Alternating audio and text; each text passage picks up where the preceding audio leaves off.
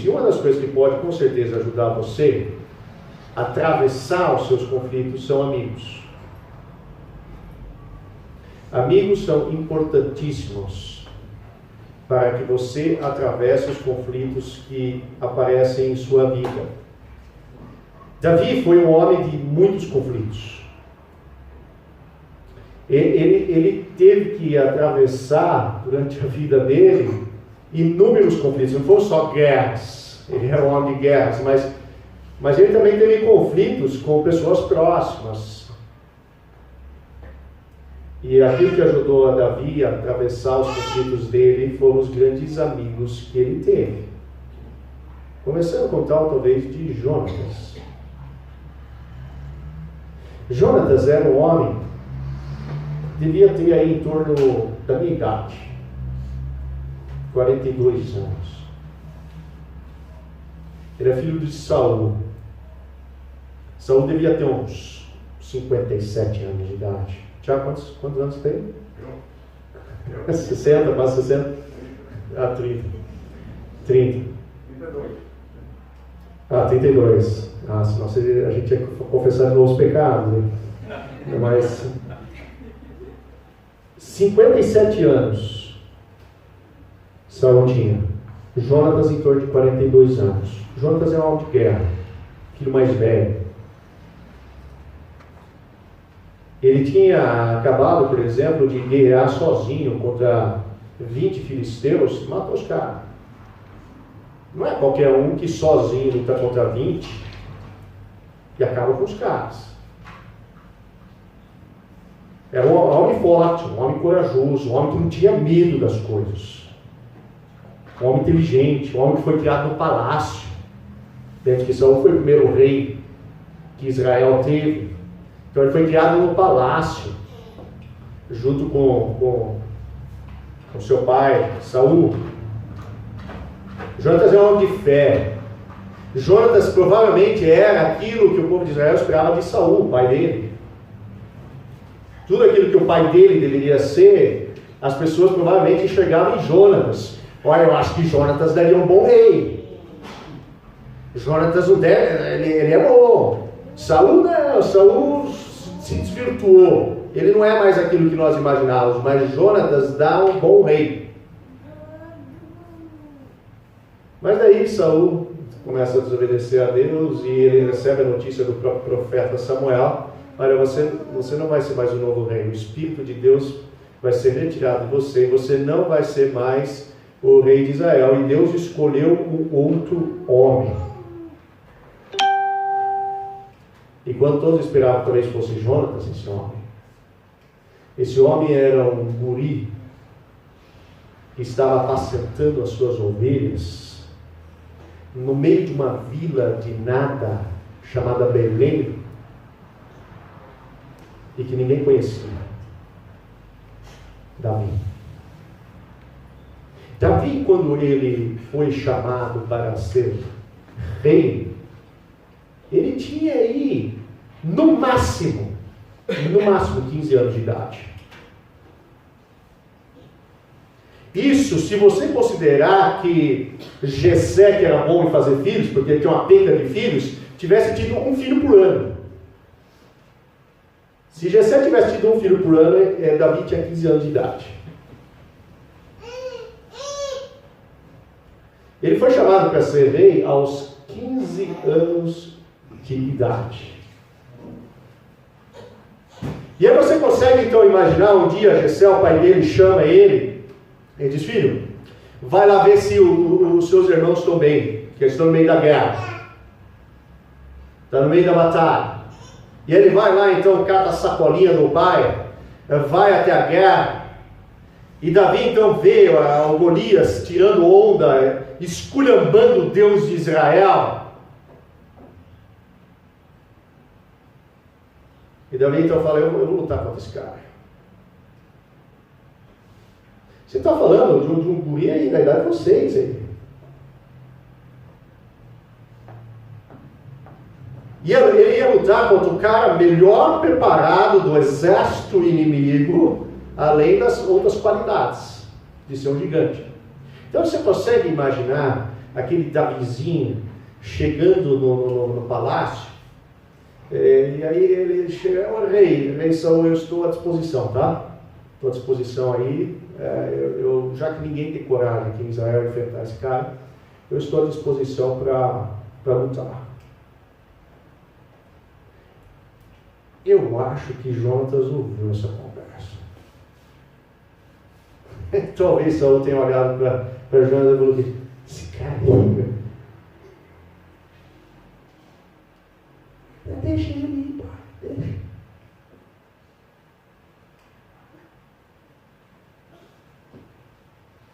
A próxima vez que eles vêm, ouvem falar de Davi, é porque algum mensageiro chega gritando no palácio e diz: acabou! Acabou! Ganhamos! Eu chamo, mas o que aconteceu? Não, sabe aquele guizinho que passou ali? Pois é, ele foi lá, pegou uma funda e acabou com o gigante. Então Saul diz: manda chamar esse menino. Fala para Abner, o comandante do exército, chamar o Davi e trazer esse guri aqui. E a próxima cena, ela deve ter sido muito hilária. Porque a Bíblia diz que Davi apareceu na frente de Saul como quando o Mateus vai jogar futebol na quadra, com a cabeça de Golias debaixo do braço.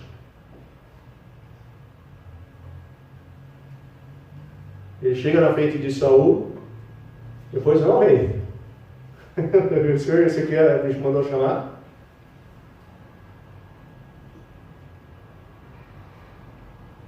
E Jonatas estava presente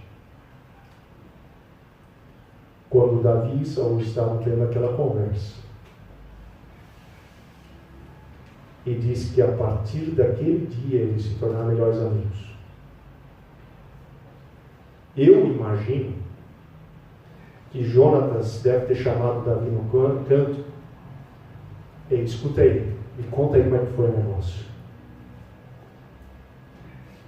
E aí Davi: não, foi assim, eu fui lá, peguei aquelas pedras, não sei o quê, e aí afunda e tal. Cara, que fé que você tem. Que pessoa maravilhosa que você é. E o que você vai fazer agora? Não, eu vou voltar para apacentar as ovelhas lá do meu pai, Jessé. Não, você não vai para lá. Você vai ficar aqui comigo. Porque diz, e eu jamais tinha observado isso, diz que Jonatas impediu que Davi voltasse para Jessé. Davi foi criado no palácio. Davi foi criado pelo rei que ele iria substituir, ironicamente, para ser o novo rei.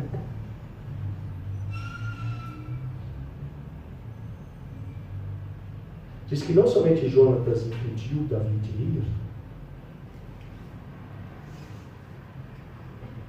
mas que eles fizeram um juramento, um pacto.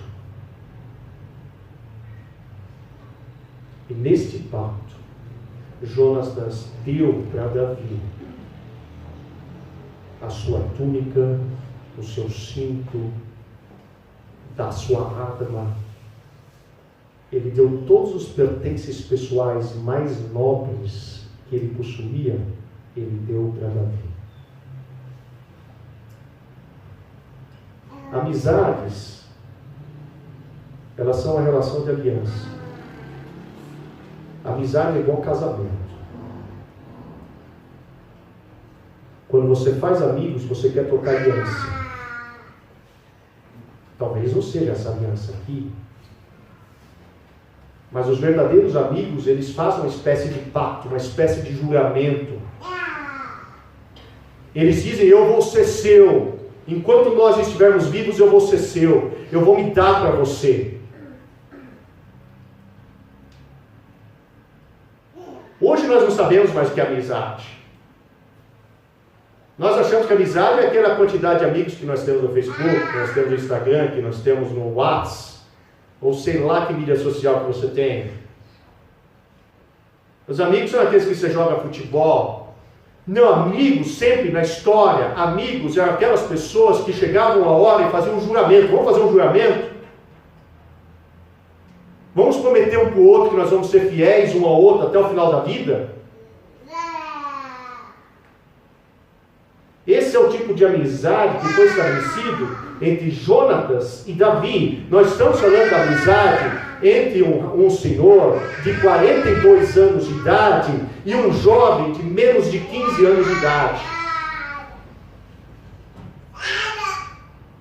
Ou você, talvez, nas histórias de crianças, eu não sei como é que a figurinha aqui foi pintada para vocês, mas a impressão que eu sempre tinha é de dois meninos da mesma idade. Não. Jonatas tinha 42 anos de idade e Davi tinha menos de 15 anos de idade.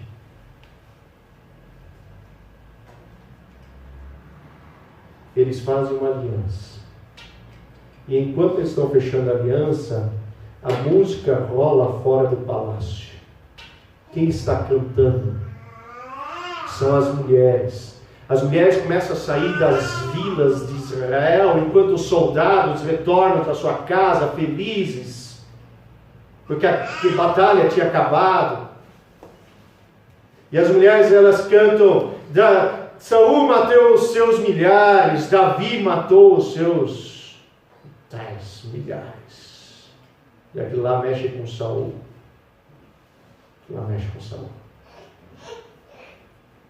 Saul tem inveja de Davi e diz: se estas pessoas estão cantando hoje isso, o que falta para Davi no seu reino? Um guri de menos que 15 anos de idade. Saul estava com inveja de um menino de menos que 15 anos de idade, achando que ele poderia ser o futuro rei, e de fato ele seria o futuro rei. A vida de Davi, a partir daquele dia, se transforma. Certo dia, ele estava, como eu disse, ele estava morando no palácio. Ele estava tocando a sua harpa e Saul simplesmente pegou a lança e tentou cravar ele na parede. Davi então foge. Ele foge e começa a fugir das diferentes vilas de Israel, fugindo. Sabe quem vai se encontrar com ele? Jonatas. Jonatas chega a viajar 50 quilômetros a pé para ir até o esconderijo onde Davi estava, para poder conversar com Davi. E então ele conversa e diz: não, mas seu pai está tentando me matar. Não, mas se o meu pai estivesse tentando te matar, ele ia falar para mim: eu sou filho dele. Não, mas vê lá, Jonatas, vê lá, conversa com ele, você vai ver, ele está querendo me matar. Pode deixar que amanhã eu vou passear com meu pai.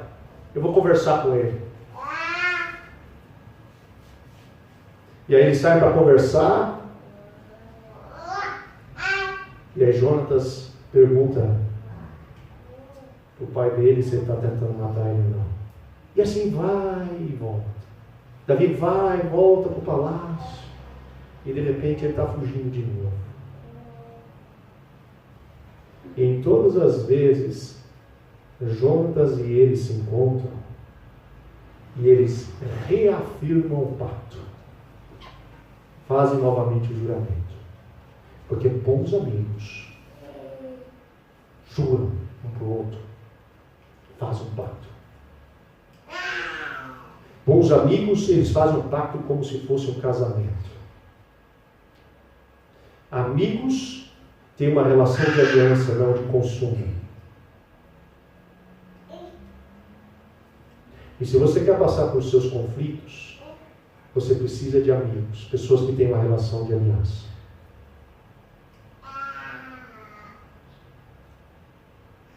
Davi só conseguiu aguentar aquele conflito com Saul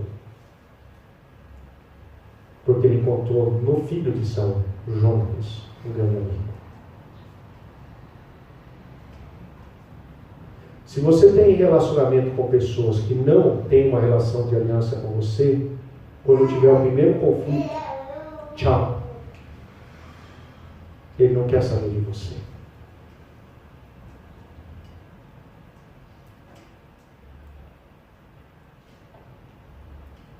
A relação de consumo, que é a oposta da relação de aliança, é uma relação frágil. É a relação que eu tenho com o supermercado Martins. Eu tenho uma relação boa com o supermercado Martins. Eles lá quase todos os dias pedem para eu ir lá. Mais hoje o Mateus que eu. Mas o tempo todo nós estamos aqui no supermercado Martins. É uma relação boa. Nós nos cumprimentamos e etc. Mas deixa eu ter um conflito aqui no bairro. Pergunto se eu vou manter minha relação com o supermercado Martins. De forma nenhuma.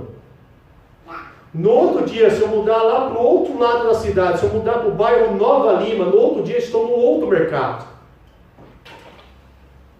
Construindo uma relação de consumo com o outro mercado lá do Nova Lima.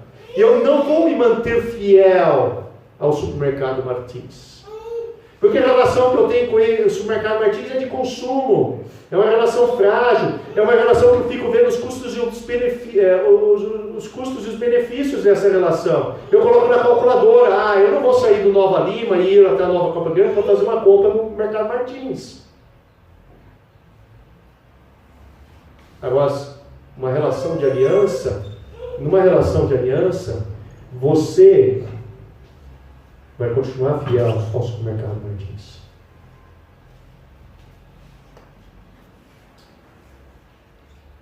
Você vai atravessar a cidade e vai vir aqui para fazer uma compra. Assim é com relação às amizades. As amizades, por mais que você esteja passando conflito com pessoas muito próximas, você nunca vai desfazer isso. Nunca. Jamais. Por isso você precisa de amigos. Você precisa de pessoas ao seu redor que simplesmente vão ouvir você. Não importa. Não importa se você esteja certo ou errado. Elas vão lá. Elas vão ouvir aquilo que você tem para dizer. E elas não vão desfazer sua amizade só por causa do conflito que você está envolvido. Uma relação de aliança, você não tem medo de expor as suas vulnerabilidades. Uma relação de aliança, você não tem medo de mostrar quem você é. Davi não tinha medo de mostrar para Jonatas quem ele é. Aqui nós temos, por exemplo, dois homens, como Davi e Jonatas, chorando, se abraçando e fazendo juras de amor eternas.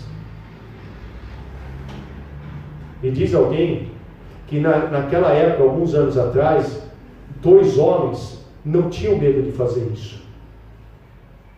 Porque alguns momentos antes eles estavam matando alguém no campo. Eles não precisavam provar que eram homens, que eram machos. Porque eles tinham certeza disso. Então eles não tinham problema nenhum de se abraçar, de se beijar, de dizer um para o outro, eu amo você. Mas hoje, como nós não matamos mais os animais nos campos, e não temos mais toda aquela vida que os homens antigamente possuíam, nós até ficamos com receio de, às vezes, um homem com um homem abraçar, dizer eu amo você, cara, você é um grande amigo, você é o meu melhor amigo, você é alguém que eu jamais quero perder.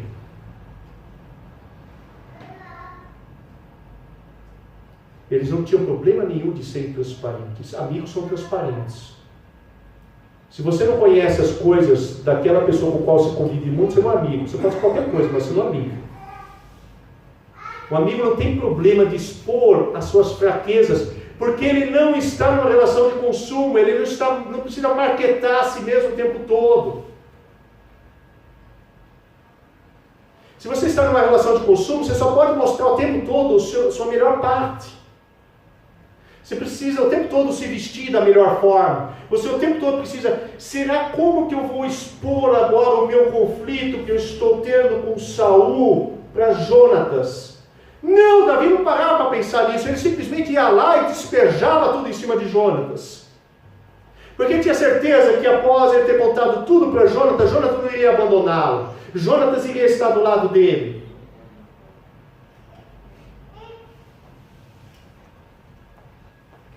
Então, se você precisa pensar bem naquilo que você vai contar para outra pessoa, porque você tem medo que a outra pessoa abandone você, essa pessoa pode ser tudo, mesmo seu amigo.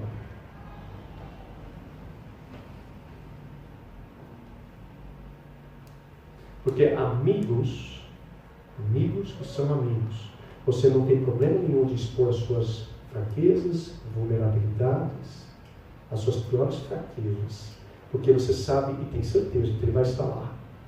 No outro dia, ele vai estar lá.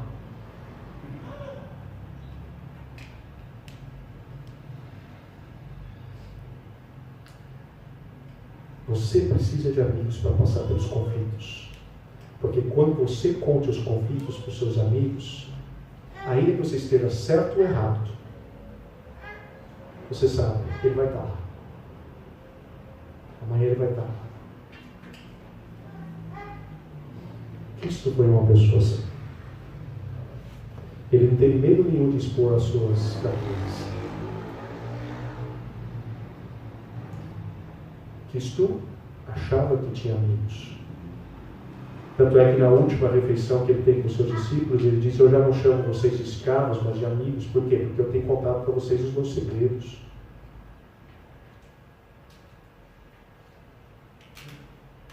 Eu expus aquilo que eu vou fazer para vocês. Daí daqui a pouco eles vão juntos para o jardim. E Cristo não tem medo de se expor. Ele mostra toda a sua fraqueza. Ele transpira sangue diante deles.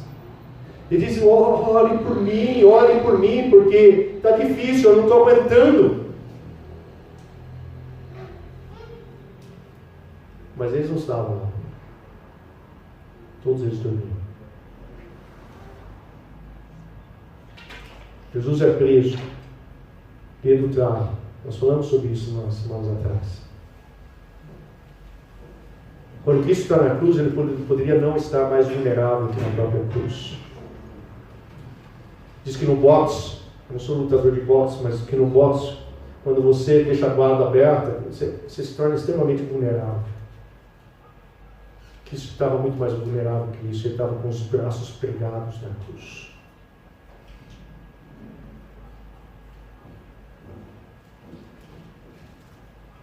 Mas ainda assim ele não abandonou os seus amigos. Ainda que todos eles tivessem traído ele, ainda que todos tivessem abandonado ele, ainda que todos sequer tivessem orado com ele, Cristo não abandonou eles. E é porque Cristo não abandonou que você hoje pode ser um amigo para outras pessoas e não abandonar os outros, para que eles possam resistir e passar pelos seus conflitos. Você precisa de amigos, se você quiser passar pelos conflitos. Porque amigos jamais abandonam o seu. Eu lembro, por exemplo, quando a gente estava morando de Paraná, Rondônia, e a gente estava passando por uma situação difícil lá, tinha muito conflito na universidade. Todo dia um conflito. Eu, graças a Deus, até que me dava bem com quase todos os professores. Tinha uns 3 grupos de professores, uma brigaiada lá. E eu, graças a Deus, eu tinha até penetração nos diferentes grupos, conseguia conversar com todos eles.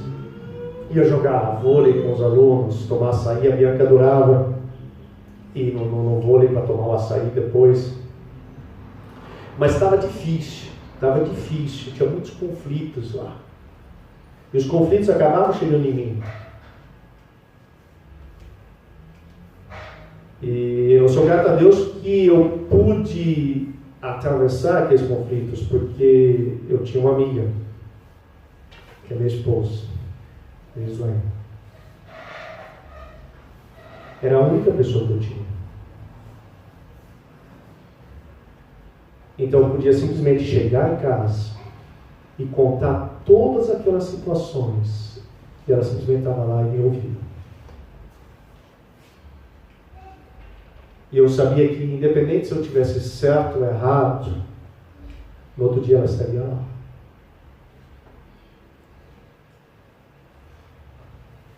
É esse tipo de amigo que você precisa para passar através dos seus conflitos. O segundo amigo que Davi teve foi também inusitado. Também bem mais velho, Samuel. Samuel um dia chegou na pequena vila de Belém e falou: eu preciso ungir o novo rei de Israel. É um dos seus filhos, senhor Jessé. Daí, obviamente, que Jessé começou a mostrar o que de melhor ele tinha, né? Ele achou que era uma relação de consumo, ele começou a marketar os seus filhos. E Samuel, inclusive, começou a olhar daquele jeito para os filhos de Jessé também, mas ele, não é nenhum desses, disse o Senhor. Você não tem mais nenhum filho? Tem um guri lá, mas é um moleque. Um moleque, está cuidando das ovelhas lá no campo. Manda chamar ele. E naquele dia, Davi conhece aquele que foi um amigo para ele durante os conflitos pelos quais ele passou, Samuel. Você consegue imaginar a coisa meio estranha, Davi chegando lá na casa do pai dele, e de repente tem um senhor esperando o profeta Samuel. E, menino, você vai ser o futuro rei de Israel, vou te ungir aqui. Futuro rei de Israel. Daí é ungido. Ou seja, Samuel dá um chamado para Davi. Ele, de certa forma, define qual vai ser a nova identidade de Davi. Você vai ser o novo rei, você não vai ser mais um pastor, você vai ser o rei. Você vai ser o rei de Israel, você vai ser o pastor do país inteiro.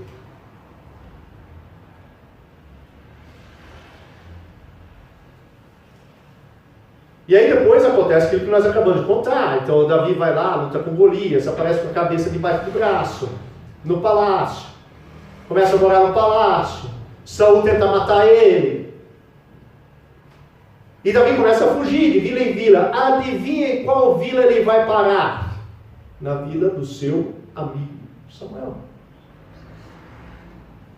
A Bíblia diz que ele foi conversar com Samuel. Ele foi parar na vila em que Samuel estava. Eu posso muito bem imaginar a conversa que Davi, o menino, teve com Samuel. Ele disse: olha, o negócio é o seguinte, eu estava tranquilo, cuidando das ovelhas do meu pai. Aí você vem e aparece na minha casa, você diz que o meu chamado agora é um outro chamado, é um chamado maior, que eu devo ser rei do país todo. E eu então atendo a esse chamado, mas agora só tem desgraça na minha vida. Só tem conflito na minha vida. Minha vida estava tranquila, estava de boa a minha vida. Agora o cara quer me matar. E ele está com o exército inteiro aí do país atrás de mim, querendo acabar comigo. Davi provavelmente começa a questionar o seu chamado, a sua identidade. Isso é normal. Quando conflitos muitas vezes aparecem em nossas vidas, nós começamos a questionar o chamado que Deus tem para as nossas vidas. Será que é?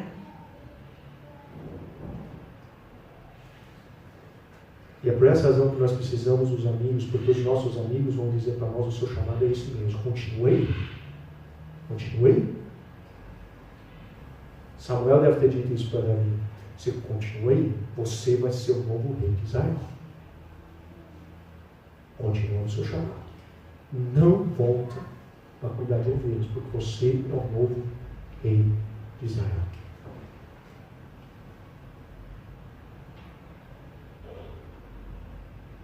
Eu lembro aqui de Pedro, que nós contamos a história algum tempo atrás, quando ele teve conflito com o próprio Jesus.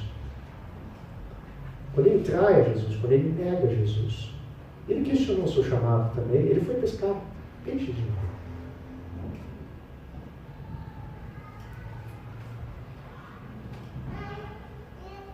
Eu não sei quanto a você, mas eu já questionei diversas vezes o meu chamado.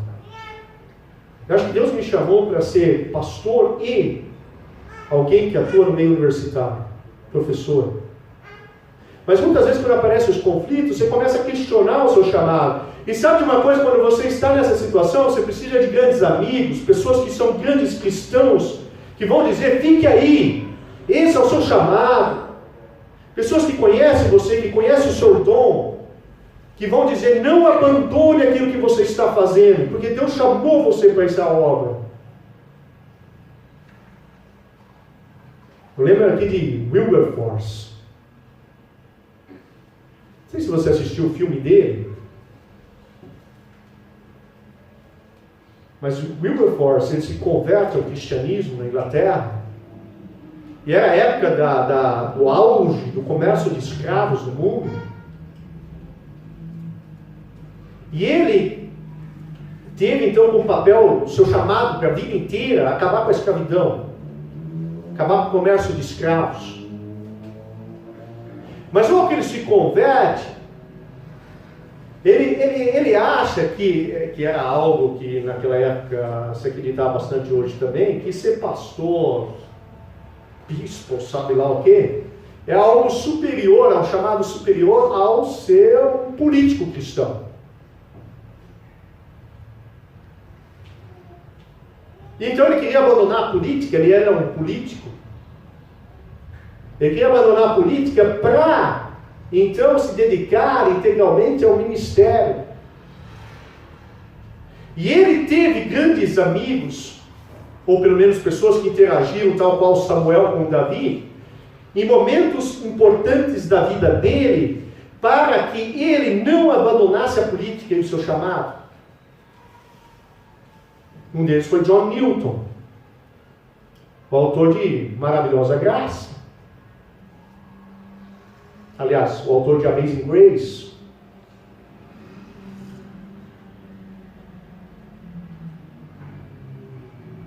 Diz que John Newton certa vez se encontrou com Wilberforce e os dois foram caminhar e o Wilberforce começou a falar para John, eu vou largar tudo isso aqui, é muito conflito, é muita brigaiada, isso aqui não vai dar certo. É melhor eu me dedicar integralmente ao ministério pastoral, eu me dedicar somente a Deus. E John disse para ele, não, Deus tem um chamado para você, permaneça onde você está.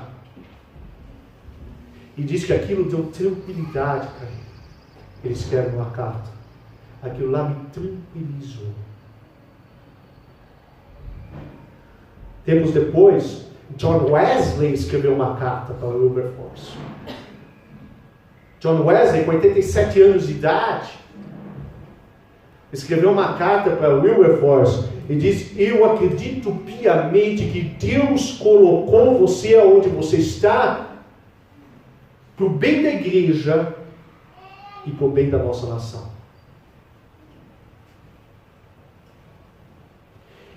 Wilberforce teve amigos que confirmaram o seu chamado, enquanto que o circo pegava fogo, pela luta que ele tinha, pela libertação dos escravos, pelo fim do comércio de escravos. Você precisa disso também. Você precisa de pessoas que quando o circo estiver pegando fogo, eles dizem, permaneça onde você está, continue firme. Não desista, porque Deus chamou você para isso. O terceiro amigo que Davi teve foi Natan. Davi, como rei, fez besteira. Davi, como rei, ele ficou meio que namorando uma mulher. Marcelo. Não, ele não caiu de um dia para o outro, não. Os escritores bíblicos deixam isso claro. Davi já faz há muito tempo que ia Batseba. Daí quando teve a guerra, ele deu um migué. ficou em casa. Falou, é uma excelente oportunidade. Traiu. Cometeu adultério com Batseba. Manda depois um jeito de acabar com a coisa e mata Urias, o esposo dela. Ele está na pior, arrumou briga com um monte de gente. Nota que ele colocou na confusão até os comandantes do exército dele. Estava uma desgraça a vida dele. Ele não saía mais da cama. Ele estava no fim, até que um dia chega um homem chamado Natan na casa dele. E esse homem, então, ele vem e conta uma historinha. Davi, eu preparei uma historinha para você, atividade de criança hoje. Deixa eu contar uma historinha. Tinha um homem que era muito rico, e ele tinha, assim, animais para dar e vender. E tinha um outro homem que era bem pobrezinho, que só tinha um cordeirinho. O cordeirinho era o bichinho de estimação dele, bebia e comia do copo dele. Quando ele limpar o garfo, né, passava, ó, cordeirinho, dá uma vida aqui. Aí chegou um visitante na casa do rico. E o que ele fez? Mandou matar a cordeirinha para fazer o churrasco para o visitante. A cordeirinha daquele homem pobre. Davi imediatamente, esse cara tem que ser morto. E Natan diz para ele, você escolhe. Você escolhe. Você tem a mulher que você quiser. De fato, você amou muitas mulheres. Você tem a riqueza que você tem. Mas você foi catar a mulher de um homem pobre, um simples soldado aqui de Israel. Porque você não estava satisfeito com as dezenas de mulheres dentro do seu palácio.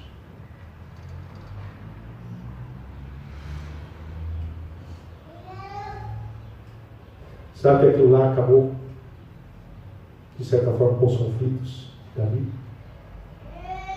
Porque ali ele reconheceu o seu pecado. E aquilo tirou ele da cama. Aquelas pessoas que se dizem seus amigos nunca colocaram o dedo na sua cara e falaram, você está errado. Talvez nunca, às vezes, ergueram um pouquinho a sua voz e falaram, cara, olha o que você está fazendo. Que coisa mais ridícula, que papelão. Se nunca fizer isso, não é seu amigo. Não é seu amigo. É melhor você escolher outro. Amigos não têm medo de fazer isso. Amigo que é amigo não tem medo de algumas situações colocar o dedo no rosto da outra pessoa e dizer, você está errado, arrependa-se.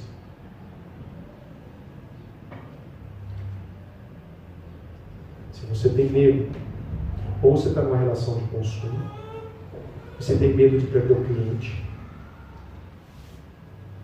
você precisa marketar, e sabe que se você colocar o dedo no rosto, você pode perder, ou essa pessoa é sua inimiga, porque ela vê o erro na sua vida e faz questão de não falar para que você continue no erro.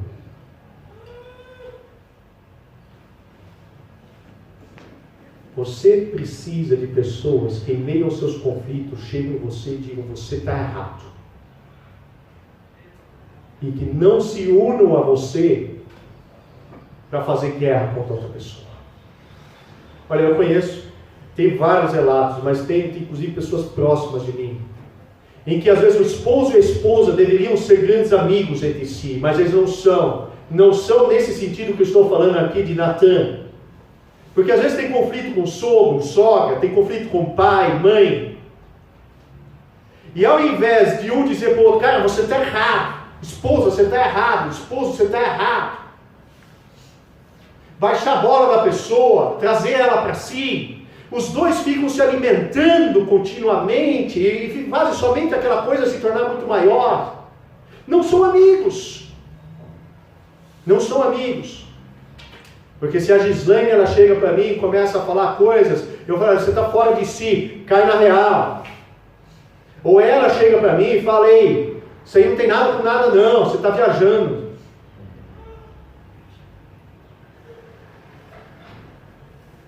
Se um esposo e uma esposa não fazem isso um para o outro, eles não são amigos.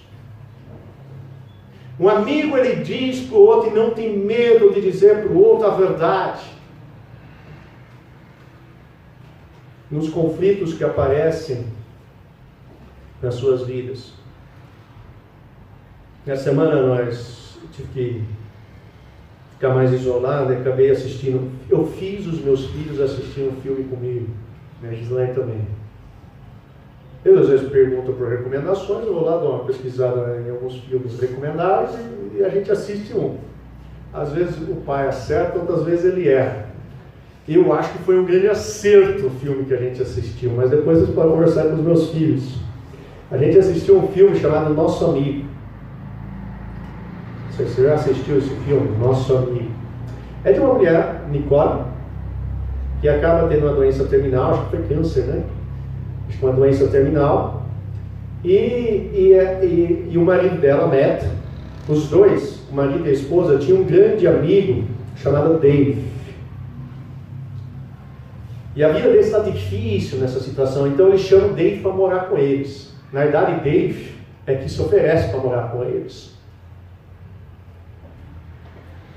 Amigo não é aquele que manda a mãozinha no WhatsApp para dizer que está orando, não. Amigo, quando tem alguma coisa acontecendo, quando você chega em casa, ele está sentado dentro da sala da sua casa. Então, o Dave foi esse. Ele simplesmente abandonou o seu emprego, abandonou tudo, inclusive a namorada dele, abandonou a namorada dele e foi para dentro da casa dos dois. Falou, estou aqui para ajudar vocês. Ele simplesmente colocava no carro as duas meninas do casal, ia levar eles para tudo quanto é lado, levar para a escola, voltava para casa, fazia todas essas coisas aí. Mas não vou contar o filme para vocês, vou contar o que aconteceu um pouco antes.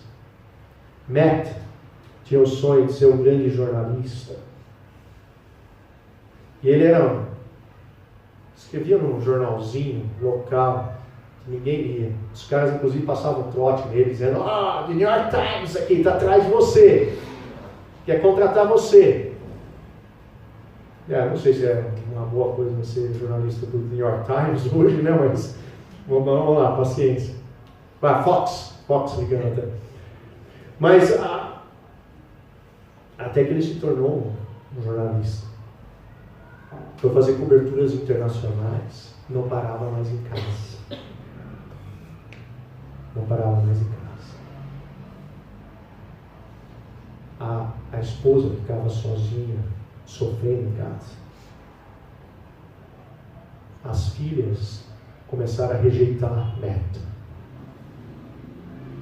Aí numa dessas ele liga para a esposa, ele diz, olha, eu vou voltar para casa, mas só vou ficar 1 ou 2 dias em casa, porque eu já peguei o próximo serviço no outro país. Ela não diz nada para ele.